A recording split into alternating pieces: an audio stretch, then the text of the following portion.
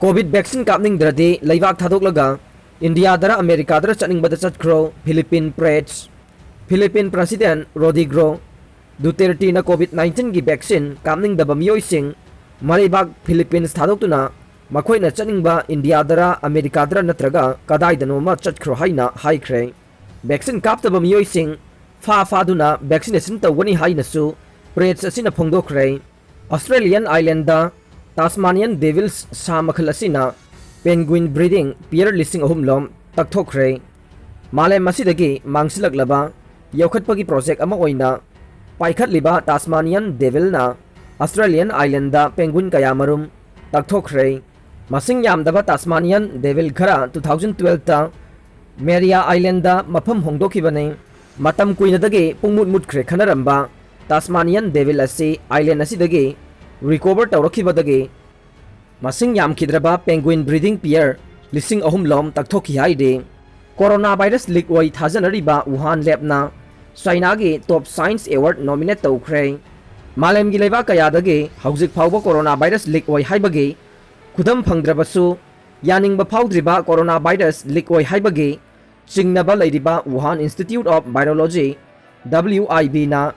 लेमजनिंगाई ओइरबा science and technology achievement prize अदु Chinese Academy of Sciences ना पीरगनी फोंदोख्रे अवार्ड असि पीगदबगे मरमदे अचीवमेंट इन आइडेंटिफाइंग द कोविड-19 पैथोजेनी हाइरिबा हिरम असिदनी हाइदे चाइना के बेड वुमेन हाइना खंगनबा Shi Zhengli Wuhan Institute of Virology WIB की top bat corona virus researcher असिसु यामना अफबा कंट्रीब्यूटर अमनी हाइना खंगतपा अदुदा याउदुना मना असि फंगबदा याउरगनी हाइना फोंदोख्रे हरियाणा दा लेफ्टिनेंट नुपी अमा सुसाइड तौदुना सिजख्रे हरियाणा के अंबाला कैंटोनमेंट अमदा लेफ्टिनेंट नुपी अमा सुसाइड तौदुना लैखिद्रे इंडियन आर्मी के मेडिकल कॉप्स ओइना थबक तौरंबा सक्से चिंगनिंगाई ओइबा मओंगदा थौरी यानदुना सिरंबनी हाइदे सक्सी अंबाला कैंटोनमेंट के रेस कोर्स रेसिडेंसता फेन द थौरी यानदुना सिरंबा थेंगनखिबने महाक पुखुदक अदुदा मनाक नकपदा लैबा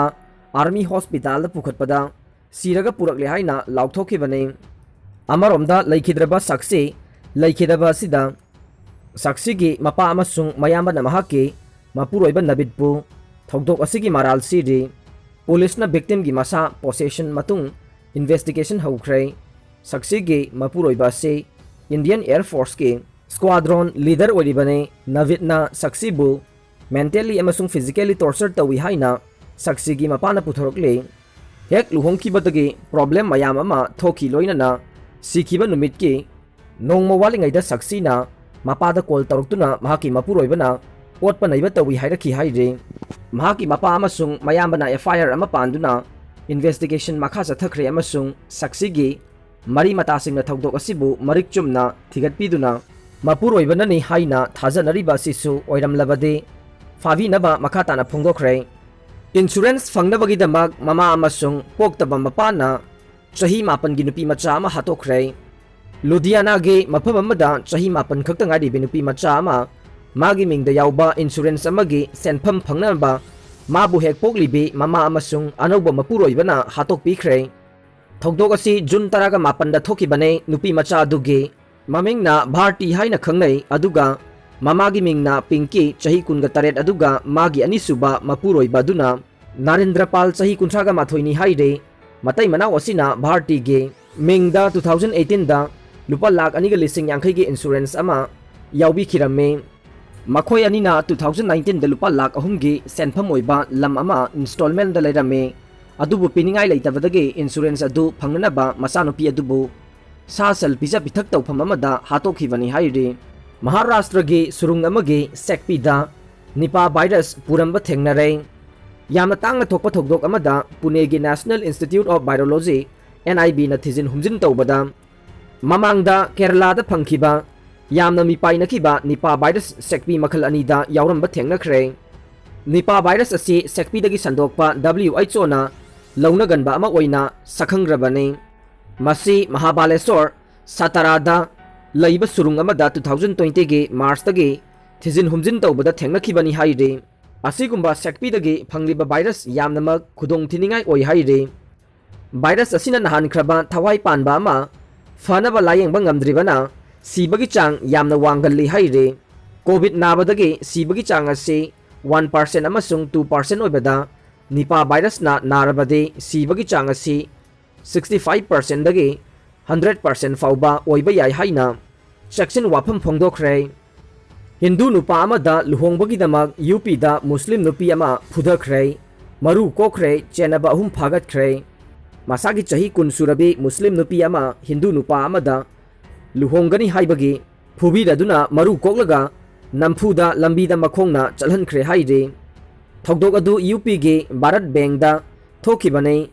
ꯊꯧꯗꯣꯛꯇꯨꯒ ꯃꯔꯤ ꯂꯩꯅꯅ ꯆꯦꯟꯅꯕ ꯃꯤꯑꯣꯏ 4ꯒꯤ ꯃꯊꯛꯇ ꯀꯦꯁ ꯑꯃ ꯄꯨꯂꯤꯁꯇ ꯔꯦꯖꯤꯁꯇꯥꯔ ꯇꯧꯔꯛꯂꯦ ꯍꯥꯏꯔꯤ꯫ ꯁ꯭ꯇꯦꯁꯟ ꯍꯥꯎꯁ ꯑꯣꯐꯤꯁꯥꯔ ꯁꯟꯖꯦ ꯃꯨꯔꯤꯌꯥꯅ ꯃꯔꯤꯗꯨꯒꯤ ꯃꯔꯛꯇꯒꯤ ꯃꯈꯣꯏ 3ꯗꯤ ꯐꯥꯒꯠꯄ ꯉꯝꯂꯦ ꯍꯥꯏꯅ ꯐꯣꯡꯗꯣꯛꯈ꯭ꯔꯦ꯫ ꯄꯨꯂꯤꯁꯀꯤ ꯄꯥꯎꯒꯤ ꯃꯇꯨꯡ ꯏꯟꯅ ꯅꯨꯄꯤ ꯑꯗꯨ ꯃꯍꯥꯛꯀꯤ ꯃꯕꯣꯛꯀ ꯂꯩꯃꯤꯟꯅꯕꯅꯤ ꯍꯥꯏꯔꯤ꯫ ꯂꯩꯉꯥꯛꯅ ꯑꯅꯧꯕ ꯀꯣꯚꯤꯗ-19ꯒꯤ ꯋꯦꯕꯁꯤꯡ ꯀꯔꯤꯒꯤ ꯊꯣꯛꯂꯛꯂꯤꯕꯅꯣ ꯍꯥꯏꯕ ꯁꯟꯗꯣꯛꯅ ꯍꯥꯏꯈ꯭ꯔꯦ꯫